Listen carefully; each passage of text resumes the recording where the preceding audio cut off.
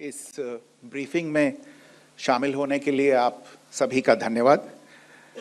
जैसा कि आप सभी जानते हैं, 22 अप्रैल 2025 को लश्कर-ए-तैयबा से संबंधित पाकिस्तानी और पाकिस्तान प्रशिक्षित आतंकवादियों ने भारत में जम्मू और कश्मीर के पहलगाम में भारतीय पर्यटकों पर बर्बरतापूर्ण हमला किया। 25 भारतीयों और एक नेपाली नागरिक को कायरतापूर्ण मौत के घाट उतार दिया गया। मुंबई के 26 नवंबर 2008 के हमलों के बाद ये भारत में हुई किसी आतंकवादी हमले में मारे गए आम नागरिकों की संख्या की दृष्टि से सबसे गंभीर घटना है। पहलगाम का हमला अत्यधिक बर्बरतापूर्ण था, जिसमें वहां मौजूद लोगों को करीब से और उनके परिवारों के सामने सिर पर गोली मारी गई। हत्या के इस तरीके से परिवार के सदस्यों को जानबूझकर आघात पहुंचाया गया। साथ ही उन्हें यह नसीहत भी दी गई कि वे वापस जाकर इस संदेश को पहुंचा दें। ये हमला स्पष्ट रूप से जम्मू और कश्मीर में बहाल हो रही सामान्य स्थिति को बाधित करने के उद्देश्य से किया गया था।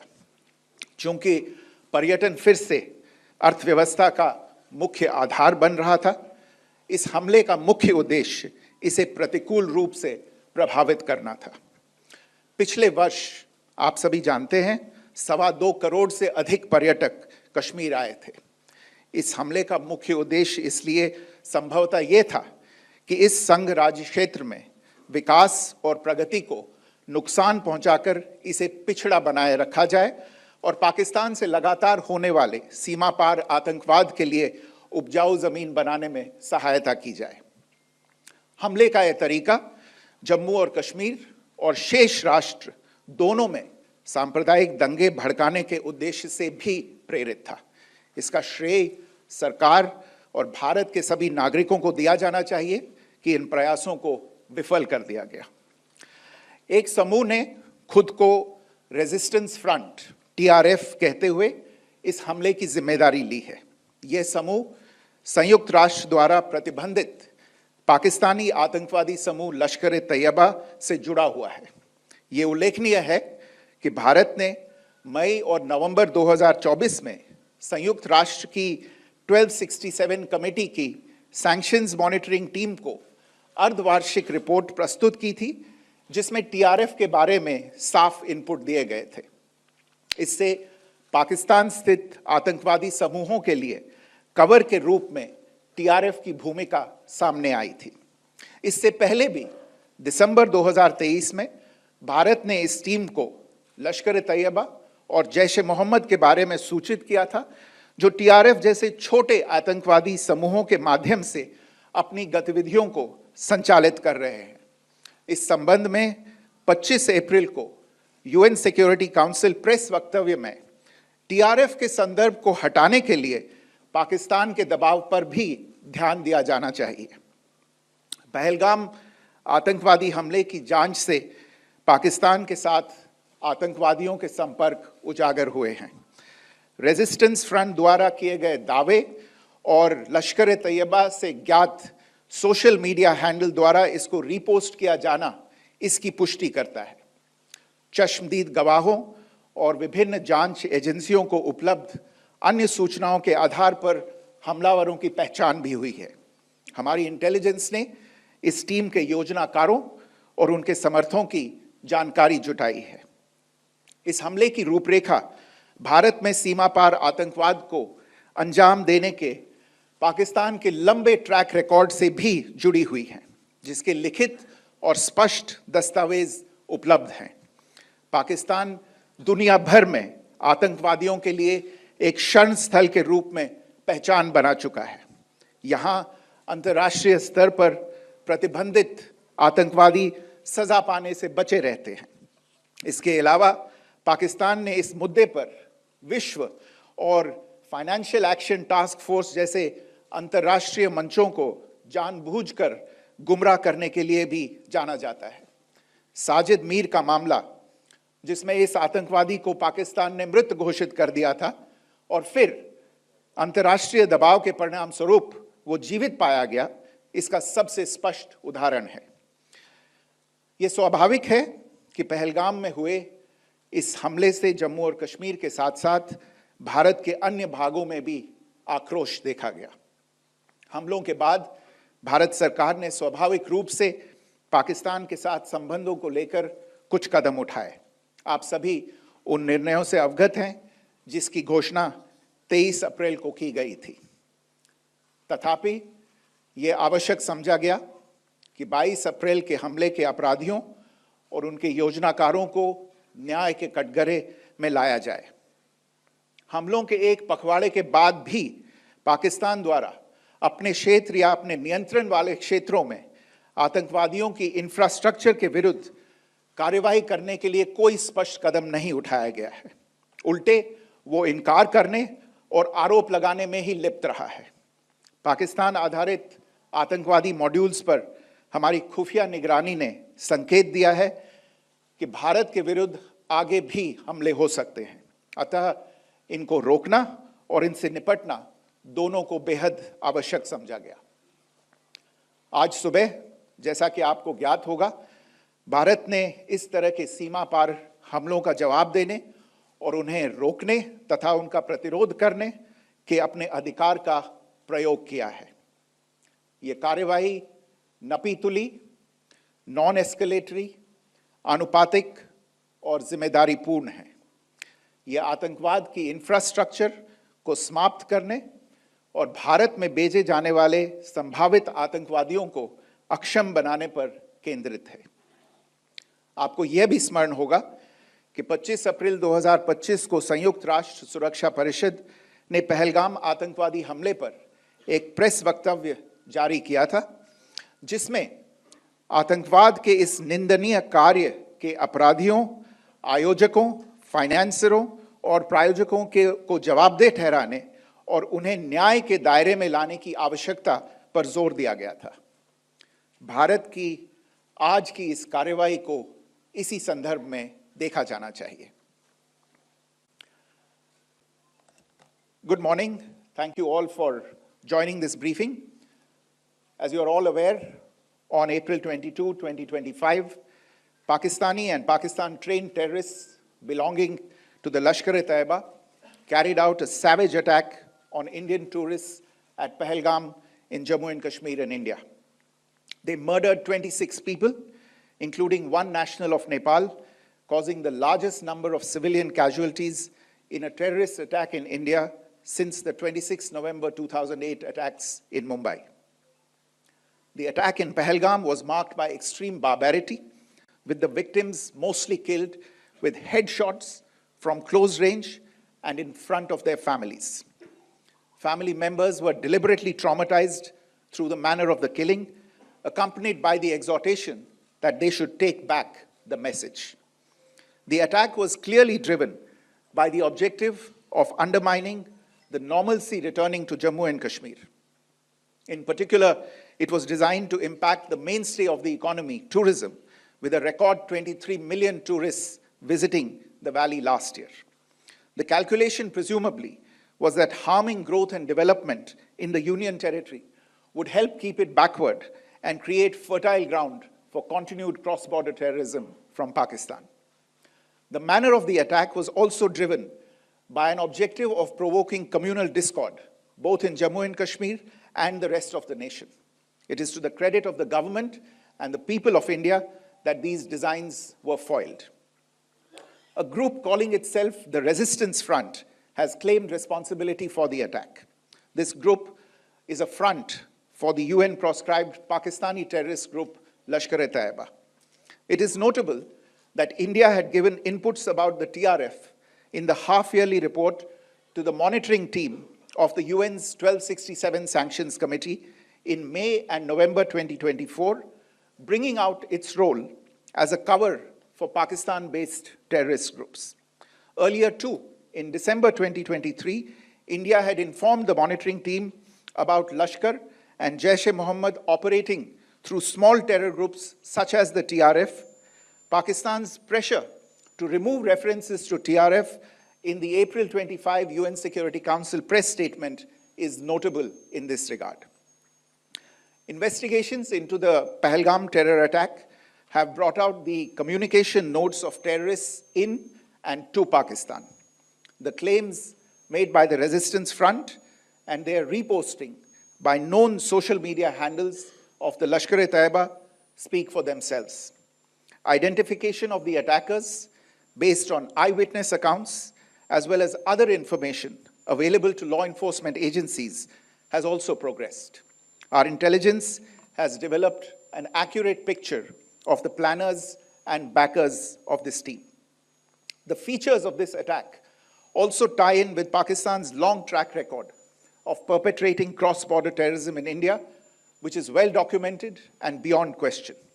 Pakistan also has a well-deserved reputation as a haven for terrorists from around the world, with internationally proscribed terrorists enjoying impunity there.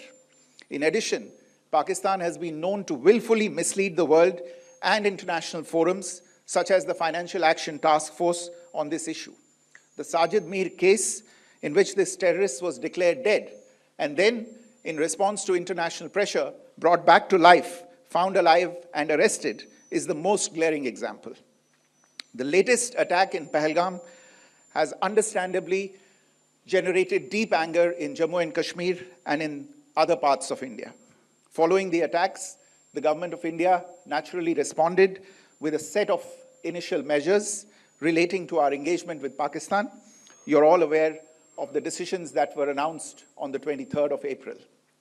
However, it was deemed essential that the perpetrators and planners of the 22nd April attack be brought to justice. Despite a fortnight having passed since the attacks, there has been no demonstrable step from Pakistan to take action against the terrorist infrastructure on its territory or on territory under its control. Instead, all it has indulged in are denials and allegations.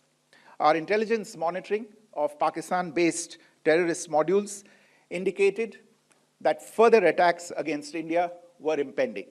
There was thus a compulsion both to deter and to preempt. Earlier this morning, as you would be aware, India exercised its right to respond and preempt as well as deter more such cross-border attacks. These actions were measured, non-escalatory, proportionate, and responsible. They focused on dismantling the terrorist infrastructure and disabling terrorists likely to be sent across to India. You would also recall that the Security Council on 25th April 2025 had issued a press statement on the Pahalgam terror attack, underlining, and I quote, the need to hold perpetrators, organizers, financiers, and sponsors of this reprehensible act of terrorism accountable and bring them to justice, unquote. India's latest actions should be seen in this context. Joining me for this briefing on our actions earlier this morning are Colonel Sophia Qureshi and Wing Commander Vyomika Singh. I will request them to share some details regarding Operation Sindoor with all of you. सुप्रभात देवियों और सज्जनों, मैं colonel Sophia Qureshi और मेरे साथ wing commander Vyomika Singh आज आपको 6 से 7 मई 2025 की रात 1:05 से 1:30 बजे के बीच भारतीय सशस्त्र बलों द्वारा अंजाम दिए गए ऑपरेशन सिंदूर के बारे में जानकारी देंगे। ऑपरेशन सिंदूर 22 अप्रैल को पहलगाम में हुए विभत्स आतंकवादी हमले के शिकार मासूम नागरिकों व उनके परिवारों को न्याय देने के लिए लॉन्च किया गया था। इस कार्रवाई में 9 टेररिस्ट कैंप्स को टारगेट किया गया और पूरी तरह से इसे बर्बाद किया गया। पाकिस्तान में पिछले 3 दशकों से टेरर इंफ्रास्ट्रक्चर का निर्माण हो रहा है। इसमें recruitment, indoctrination centres, training areas व लॉन्च पैड शामिल थे, जो पाकिस्तान और पाक अधिकृत जम्मू कश्मीर POJK दोनों में फैले हैं। Operation Sindoor was launched by Indian Armed Forces to deliver justice to the victims of Pahalgam terror attack and their families. 9 terrorist camps were targeted and successfully destroyed. Over the last 3 decades, Pakistan has systematically built terror infrastructure. It is a complex web of recruitment and indoctrination centers, training areas for initial and refresher courses, and launch pads for handlers. These camps are located both in Pakistan as well as Pakistan-occupied Jammu and Kashmir areas. Some of the well-known training camps are located, as you can see on the screen. They are distributed from Savai Nala in the north, counting to approximately 21, ending at Bhagalpur to the south.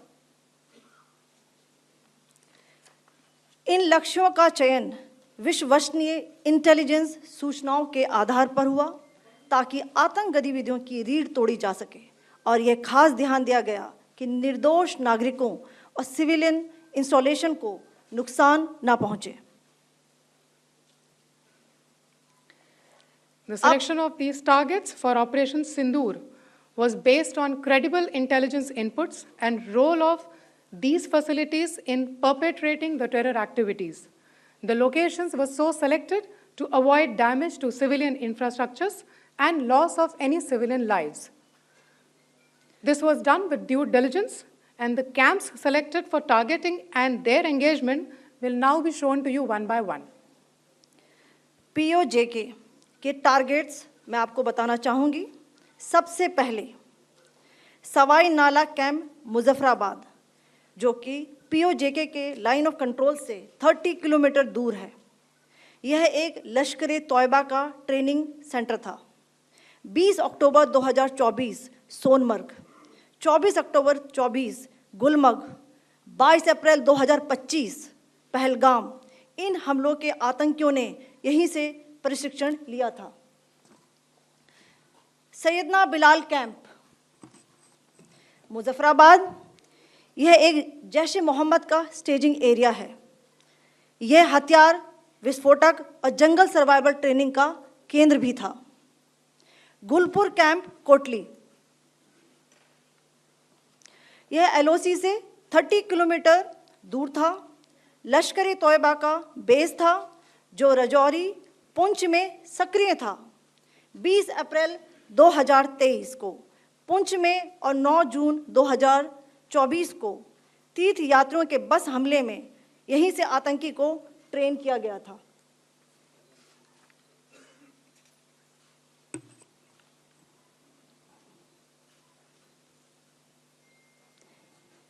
Barnala camp बिम्बर, ये LOC से 9 kilometre दूर है.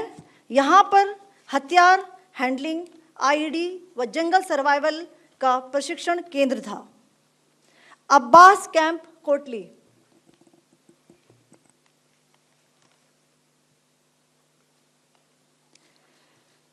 यह LOC से 13 kilometre दूर है. लश्कर तोयबा का फिदाइन यहाँ तैयार होता था. इसकी कैपेसिटी 15 टेररिस्ट को ट्रेन करने की थी.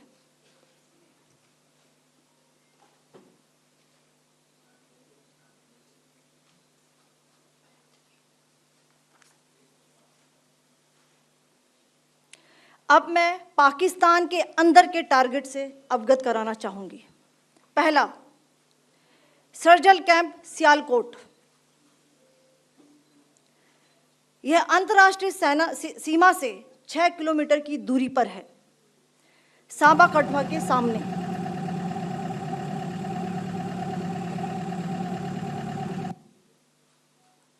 मार्च 2025 में जम्मू एंड कश्मीर पुलिस के 4 जवानों को की जो हत्या की गई थी, उन आतंकवादियों को इसी जगह पर ट्रेन किया गया था.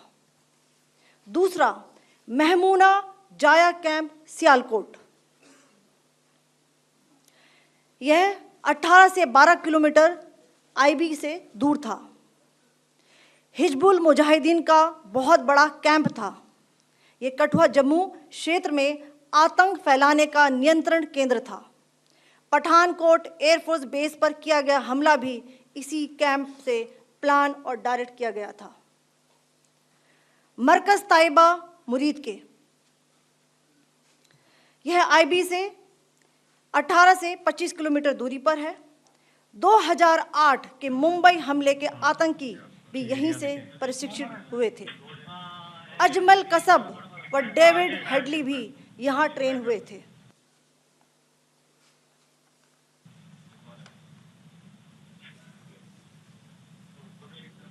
आगे दूसरा आया।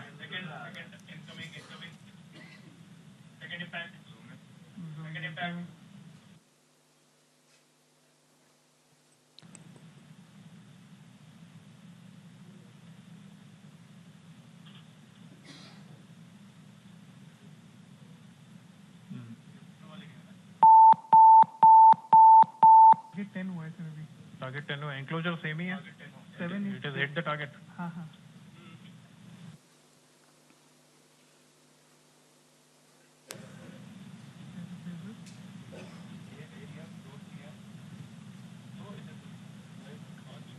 आ गया सर, इम्पैक्ट।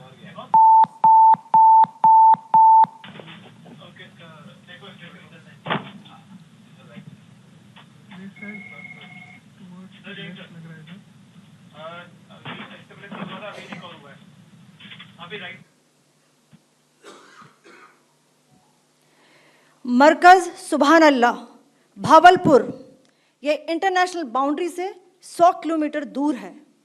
जैश ए मोहम्मद का मुख्यालय था। यहाँ पर रिक्रूटमेंट, ट्रेनिंग व इंडॉक्ट्रिनेशन का केंद्र भी था। शीर्ष आतंकी अक्सर यहाँ आते थे। मैं आप सबको बताना चाहती हूँ कि किसी भी सैन्य ठिकाने का निशाना नहीं बनाया गया और अभी तक किसी तरह की नागरिक क्षति की रिपोर्ट नहीं है। धन्यवाद। जय Hind. The strike on the terror camps were undertaken through precision capability, as shown to you.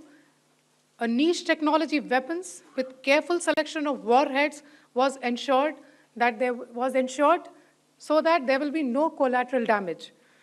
The point of impact in each of the target was a specific building or a group of buildings.